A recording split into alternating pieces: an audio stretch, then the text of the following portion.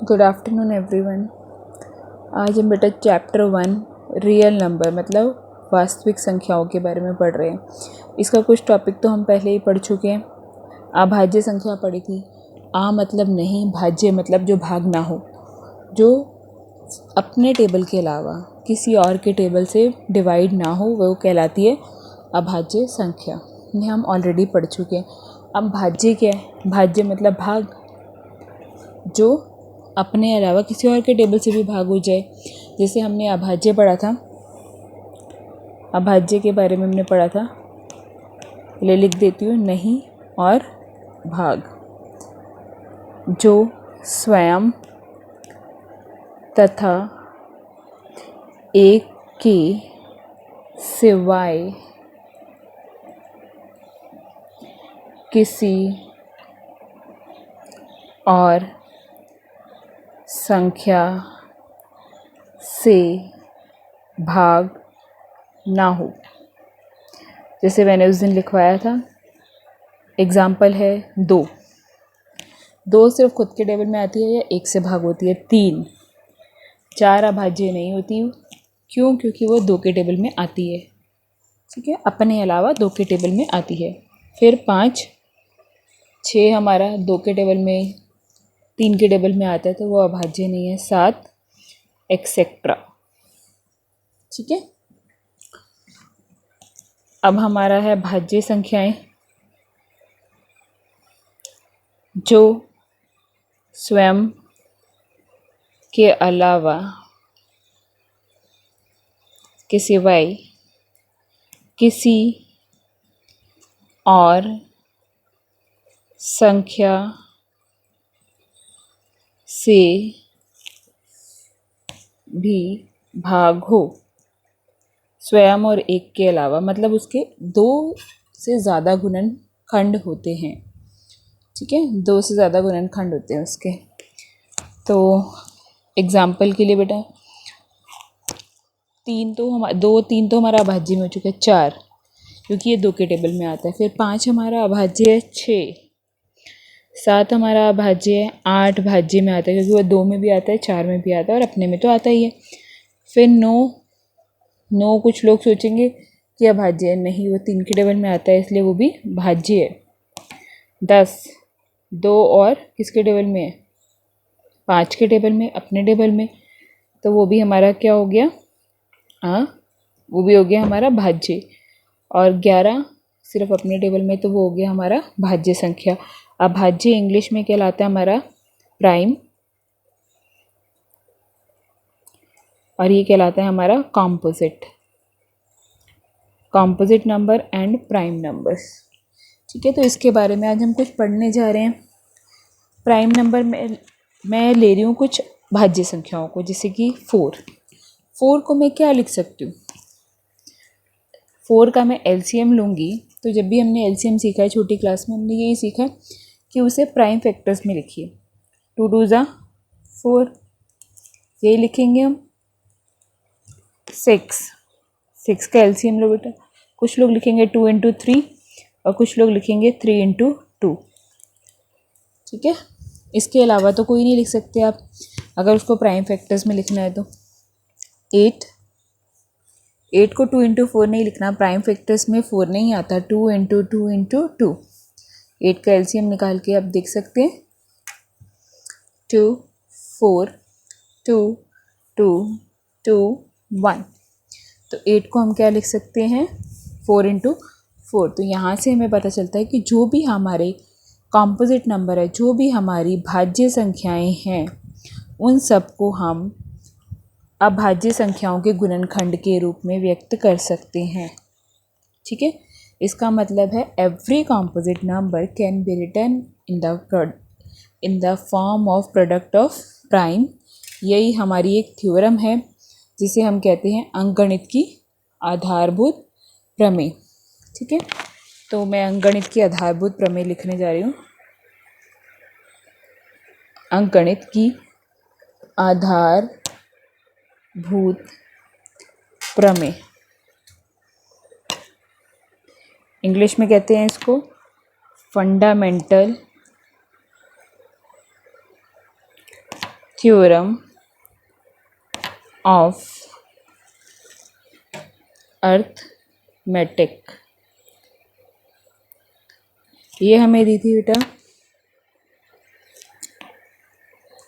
ये हमें दी गई थी कार्ल फ्राइडरिच गॉस ने, कार्ल फ्राइडरिच गॉस ने दी थी।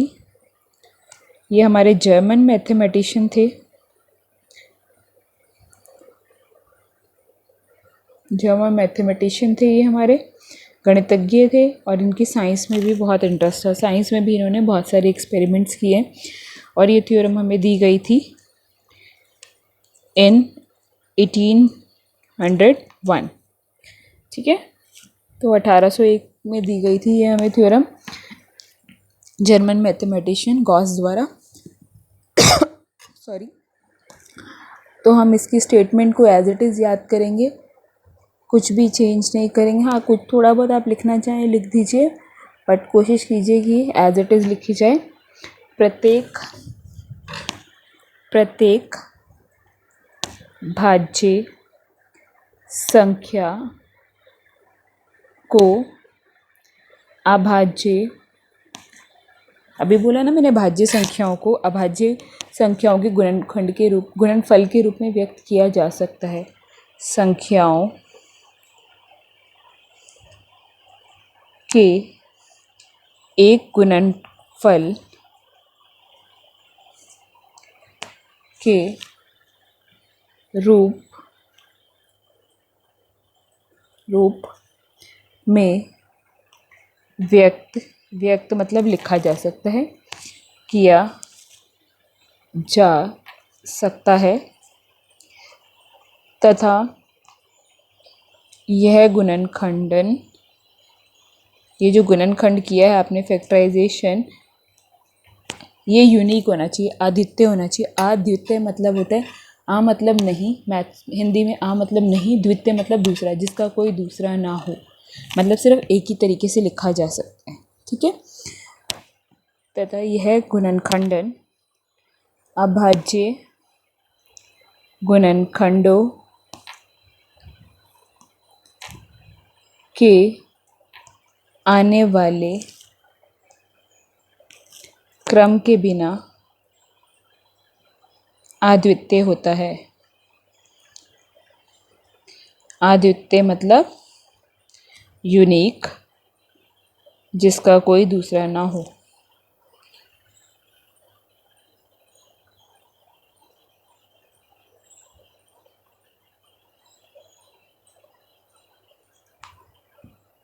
ठीक है, होता है मतलब आपने ये जो लिखा 2×3 या 3×2 एक ही बात है, क्योंकि यहाँ लिखा है ना कि आने वाले क्रम के बिना अद्वितीय होता है। क्रम को नहीं देखना कि आप 2 को पहले लिख रहे हो या 3 को पहले लिख रहे हो। ये चीज़ क्लियर है? तो अब मैं इंग्लिश में भी लिख देती हूँ इसको। फंडामेंटल थ्योरम मैं पहले ही पीछे लिख चुकी हूँ, अब सिर्फ उसकी डेफिनेशन लिख रही हूँ। Every composite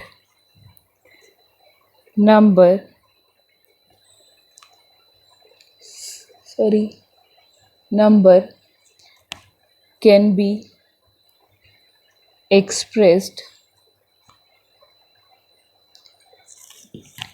as a product of primes,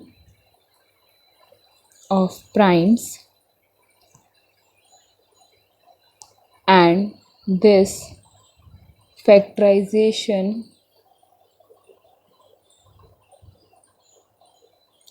is unique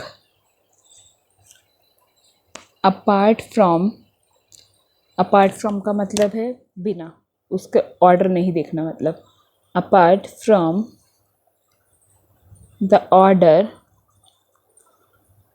in which the prime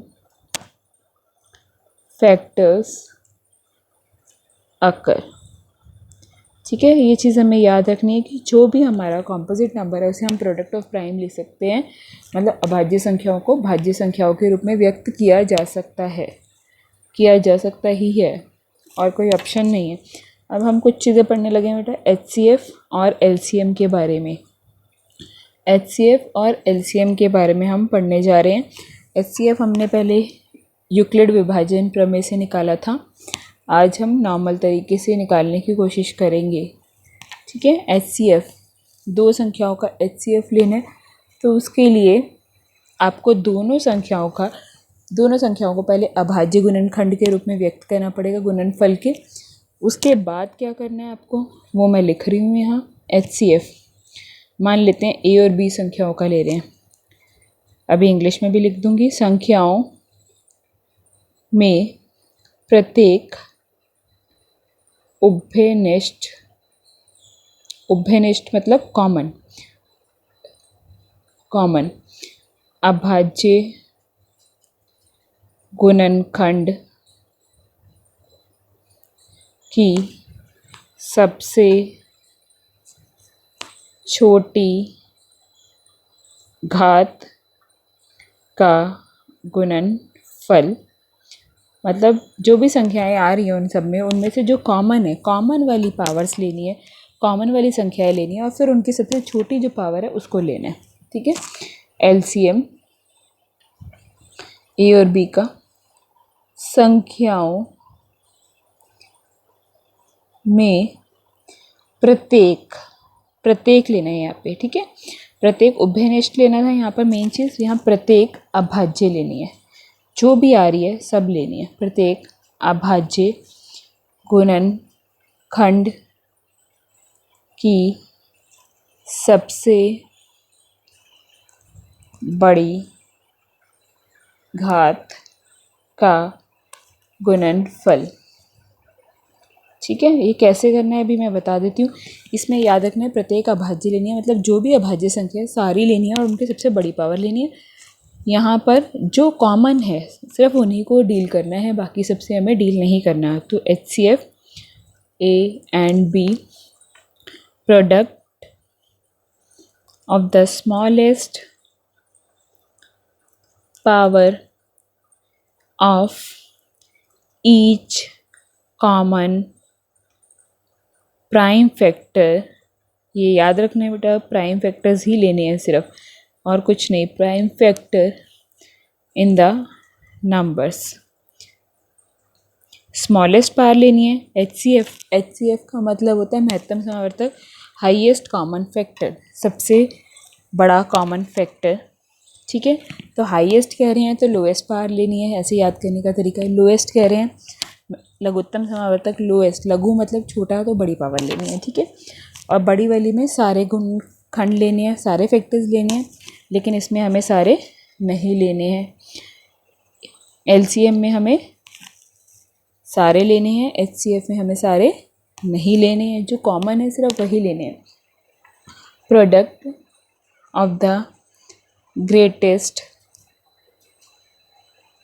power of, यहाँ देख लो बेटा, ईच प्राइम फैक्टर, वहाँ तक ईच कॉमन प्राइम फैक्टर यहाँ है, ईच प्राइम फैक्टर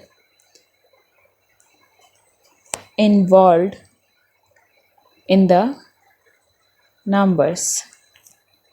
ठीक है, अब हम कुछ क्वेश्चन स्टार्ट कर रहे हैं।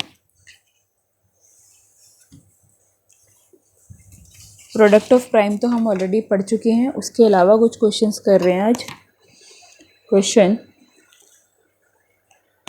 Find the HCF and LCM of, ये हमारा बुक का ही क्वेश्चन है, बुक में आपको दिख जाएगा ये क्वेश्चन। 6 and 72, छोटा सा क्वेश्चन लिया है फिलहाल मैंने, पहले इसको करते हैं फिर धीरे धीरे हो जाएगा। 6 HCF है, LCM निकालना है। पहले इन दोनों को, जो नंबर्स दिए हैं, सबसे पहले इनको प्रोडक्ट ऑफ प्राइम में लिखना है, तो 2 into 3। ठीक है, फिर इसके अलावा तो कुछ नहीं लिख सकते, 3 into 2 लिखेंगे कुछ बच्चे। देन नेक्स्ट देखते हैं 72, उसको क्या लिखेंगे हम, 2 into 2 into 2। जिनको नहीं आता बेटा वो निकाल लीजिए, LCM साइड में मैं निकाल के दिखा देती हूँ। 72 LCM कैसे निकालेंगे, टू हमारा प्राइम नंबर है, टू से स्टार्ट करते हैं। टू से स्टार्ट किया, 2 3 ज़ा 6, रिमाइंडर बचा 1, 1 एंड 2 12। 12 कहाँ आता है हमारा? 6 पर। देन अगेन 2, 2 के टेबल में 3 नहीं आता, 3 से कम 2 आता है 1 पर।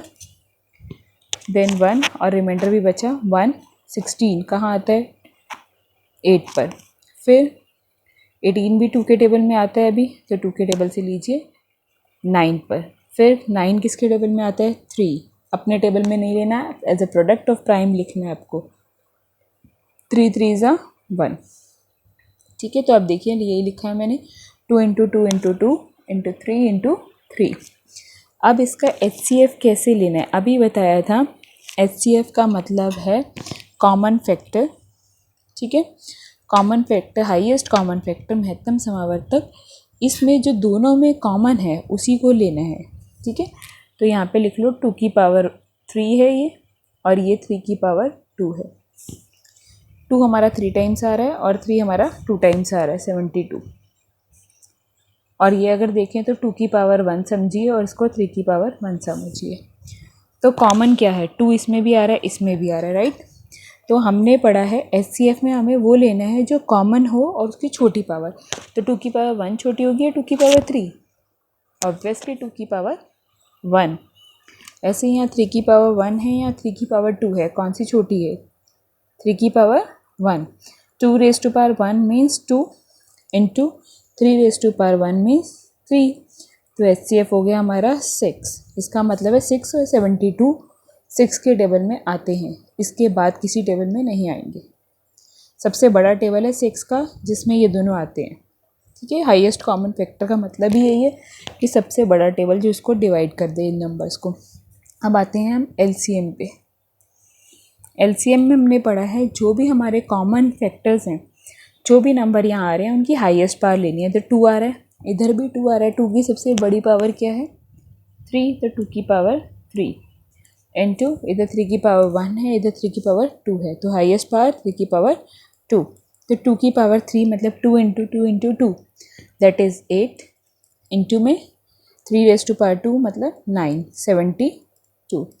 तो ये हमारा आंसर हो गया। यहाँ तक क्लियर है? बहुत छोटा सा कॉन्सेप्ट है और बहुत इजी कॉन्सेप्ट है, आप इजीली कर सकते हैं इसको, कोई प्रॉब्लम किसी को नहीं आने वाली इन क्वेश्चंस में। मुझे तो बिल्कुल नहीं लगता कि किसी को इसमें प्रॉब्लम आएगी, फिर भी आए तो हम करेंगे डील।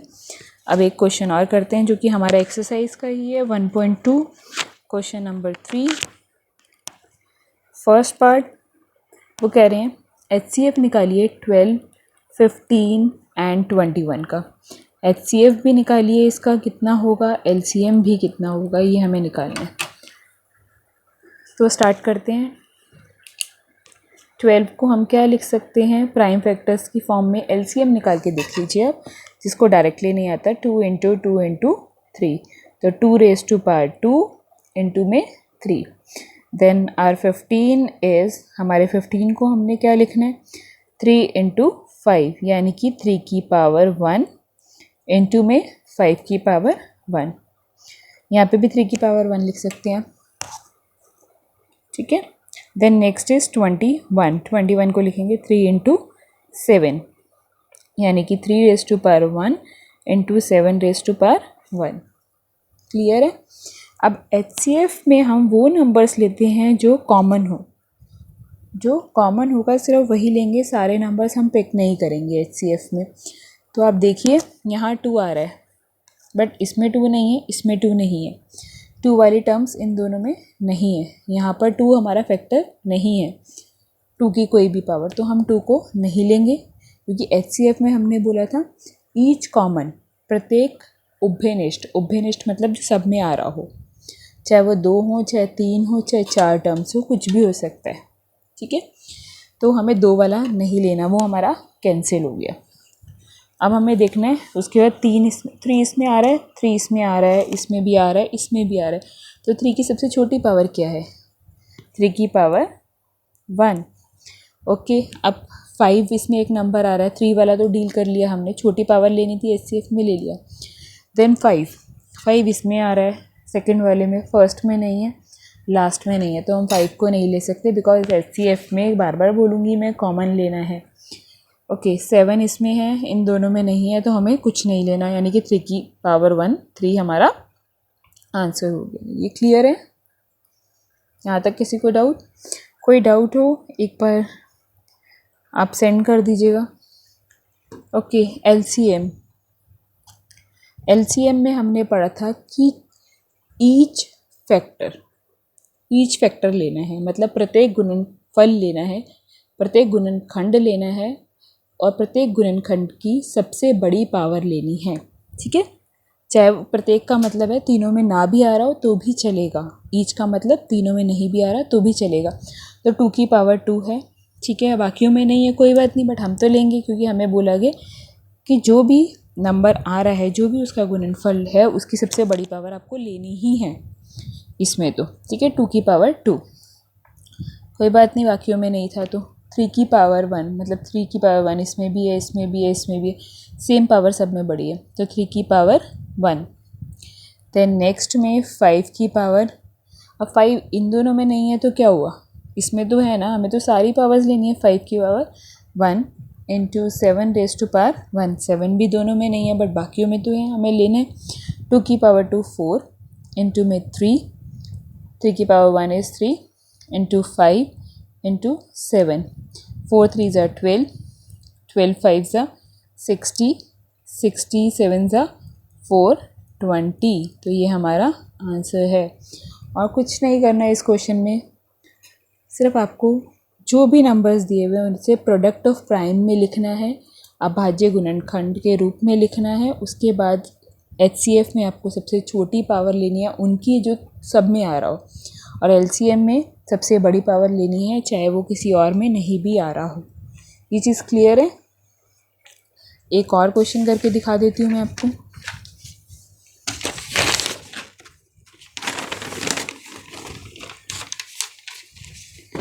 ये आज के लिए हमारा लास्ट क्वेश्चन है।